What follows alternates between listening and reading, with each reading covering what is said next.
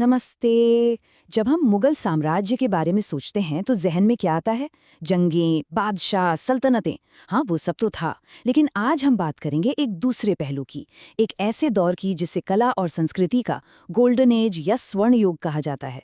ये सिर्फ लड़ाइयों की कहानी नहीं, बल्कि ये कहानी है शानदार इमारतों की, बारीक से बारीक चित्रकारी की और दिल को छू लेने वाले संगीत की। तो चलिए मिलकर इस वैभवशाली दुनिया में उतरते हैं। तो आज हम कहाँ-कहाँ चलेंगे? सबसे पहले हम समझेंगे कि ये मुगल कला आखिर पैदा कैसे हुई। फिर हम देखेंगे पत्थरों में लिखी गई कहानियाँ, मतलब उनकी कमाल की वास्तुकला। उसके बाद हम खो जाएंगे उन छोटी-छोटी पेंटिंग्स की दुनिया में जो दरबार और प्रकृति के राज खोलती हैं। और आखिर में संगीत और साहित्य की महफिल से होते हुए हम एक बड़े सवाल पर आकर रुकेंगे जो आज भी मायने रखता है। तो चलिए शुरू करते हैं। सबसे पहला और सबसे जरूरी सवाल, ये मुगल कला, ये जो अनोखा स्टाइल है, ये आया कहाँ से? देखिए, ये समझना बहुत जरूरी है कि ये कोई रातों रात पैदा हुई चीज नहीं थी, बल्कि ये तो कई अलग अलग संस्कृतियों के मिलने से बना एक, कह सकते हैं, एक खूबसूरत संगम था। और यही वो एक लाइन है जो पूरी मुगल कला का सार है। सोचिए, ये कोई एक अकेली चीज नहीं थी। ये तो एक रेसिपी की तरह थी, जिसमें भारत की कारीगरी, ईरान यानी फारस की नज़ाकत और सेंट्रल एशिया की परंपराओं को मिलाकर कुछ बिल्कुल नया और अनोखा तैयार किया गया। और यही मिक्सचर, यही संगम हमें उनकी हर कलाकृति में हर जगह दिखता है। अच्छा, तो ये तो हुई थियोरी की बात। अब देखते हैं कि असल में ये संगम पत्थरों पर कैसे उतारा गया। देखिए, मुगलों के लिए आर्किटेक्चर सिर्फ ईंट पत्थर जोड़कर बिल्डिंग बनाना नहीं था। नहीं, ये तो अपनी ताकत, अपनी सोच और अपनी शानो शौकत को दुनिया को दिखाने का एक जरिया था। पत्थरों के जरिए एक कहानी कहना था। ये जो टाइमलाइन है ना, ये अपने आप में मुगल वास्तुकला की पूरी कहानी कह देती है। देखिए, शुरुआत होती है हुमायूं के मकबरे से, जहां एक तरह से नींव रखी गई। फिर आते हैं अकबर, जिनके दौर में लाल बलुआ पत्थर का जादू चला। जहांगीर के आते आते संगमरमर का दौर शुरू हुआ। और फिर शाहजहां, जिनके दौर में ताजमहल के साथ ये कला अपने चरम पर पहुंच गई। लेकिन कहानी यहां खत्म नहीं होती। औरंगजेब के समय तक आते आते इसमें एक ढलान साफ नजर आता है। तो ये पूरी एक कहानी है राइज, पीक एंड फॉल की। मुगल इमारतों की एक और बड़ी पहचान है चार बाग स्टाइल। अब ये सिर्फ एक गार्डन नहीं था, ये एक सोच थी। फारसी कल्पना में जन्नत के चार बागों का जिक्र है और ये उसी का एक रिप्रेजेंटेशन था। जमीन पर जन्नत बनाने की कोशिश, और इसका मकसद था इमारत के चारों तरफ एक बिल्कुल शांत, सुकून भरा और सिमेट्रिकल माहौल बनाना। हुमायूं के मकबरे और ताजमहल में ये हमें एकदम साफ दिखता है। और अगर हम सजावट की बात करें तो पित्रादुरा का नाम लिए बिना बात अधूरी है। सोचिए, सफेद संगमरमर को कैनवस की तरह इस्तेमाल करना और फिर उसमें छोटे छोटे कीमती और रंगीन पत्थरों को ऐसे जड़ना कि खूबसूरत फूल, पत्तियां और डिजाइन बन जाएं। ये काम इतनी बारीकी से होता था कि यकीन करना मुश्किल हो। ये तकनीक मुगल शानो शौकत का और उनकी कला की बारीकी का सबसे बड़ा सबूत है। ये कंपैरिजन बड़ा दिलचस्प है।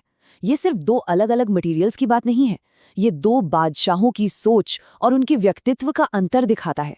एक तरफ है अकबर, जिनके दौर में लाल बलुआ पत्थर से मजबूत, रोबदार किले और शहर बने। दूसरी तरफ है शाहजहां, जिनका दौर सफेद संगमरमर से बने नाजुक, एलिगेंट और मानो किसी ख्वाब जैसे मकबरों और महलों का है। तो एक तरफ मजबूती है तो दूसरी तरफ नफासत।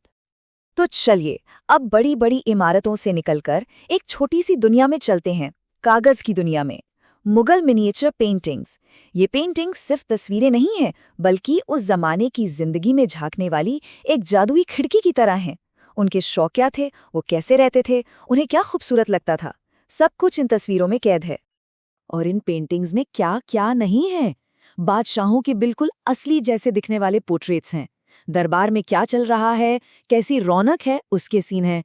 शिकार के वो रोमांचक पल हैं। और हाँ, प्रकृति, पेड़ पौधे, जानवर, पक्षी इतनी डिटेलिंग के साथ बनाए गए हैं कि आप हैरान रह जाएंगे। इतना ही नहीं, हमजानामा जैसी बड़ी बड़ी कहानियों और किताबों को भी इन तस्वीरों के जरिए जिंदा कर दिया गया।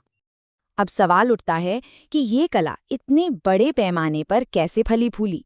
इसका क्रेडिट जाता है अकबर के तस्वीर खाना को। सोचिए, ये एक तरह की इंपीरियल आर्ट वर्कशॉप थी, जहां 100 से भी ज्यादा पेंटर्स एक साथ एक छत के नीचे काम करते थे। इसी तस्वीर खाने ने इस आर्ट को एक सिस्टम दिया, एक पहचान दी। लेकिन अगर हम पेंटिंग के गोल्डन एज की बात करें तो वो था जहांगीर का दौर। क्यों? क्योंकि जहांगीर सिर्फ एक बादशाह नहीं थे, वो कला के बहुत बड़े पारखी थे, एक कॉनेस्योर, और उन्हें प्रकृति से बेहद प्यार था। उनके इसी पर्सनल पैशन ने चित्रकला को उस लेवल पर पहुंचा दिया जो पहले कभी नहीं देखा गया था। जहांगीर के दरबार की एक और खास बात थी स्पेशलाइजेशन। मतलब हर कलाकार अपनी एक चीज में माहिर था। जैसे उस्ताद मंसूर, उन्हें पेड़ पौधों और जानवरों का स्पेशलिस्ट कहा जाता था। उनका बनाया साइबेरियन क्रेन का चित्र तो आज भी एक मास्टरपीस माना जाता है। वहीं बिशन दास नाम के पेंटर थे जो पोर्ट्रेट बनाने में कमाल के थे। लेकिन फिर कहानी में एक मोड़ आता है, औरंगजेब का दौर। उन्हें लगता था कि चित्रकला इस्लाम के हिसाब से ठीक नहीं है, तो उन्होंने शाही वर्कशॉप्स ही बंद करवा दी। पर इसका एक ऐसा नतीजा निकला जो शायद उन्होंने भी नहीं सोचा होगा। ये सारे हुनरमंद कलाकार काम की तलाश में राजस्थान, पहाड़ी रियासतों और दूसरी जगहों के दरबारों में चले गए, और इस तरह शाही दरबार से निकली ये मुगल शैली अनजाने में ही सही पूरे भारत में फैल गई। अच्छा, तो हमने पत्थरों की कहानी सुनी, कागज पर बनी तस्वीरें देखीं, अब बारी है उस दौर की आवाज़ों और शब्दों को महसूस करने की। संगीत और साहित्य, वो कौन से सुर थे जो मुगल दरबार में गूंजते थे? वो कौन से अल्फाज थे जो किताबों में लिखे जा रहे थे? चलिए उस महफिल का हिस्सा बनते हैं। जैसे कला में संगम था, वैसे ही संगीत में भी था। भारतीय और फारसी संगीत की शैलियां जब मिली तो उसी से हिंदुस्तानी क्लासिकल म्यूजिक ने वो रूप लिया जिसे हम आज जानते हैं। और यहाँ भी अकबर का दौर एक गोल्डन एज था। सोचिए, उनके नवरत्नों में से एक थे तानसेन, जिन्होंने मियाँ की मल्हार जैसे अमर राग बनाए।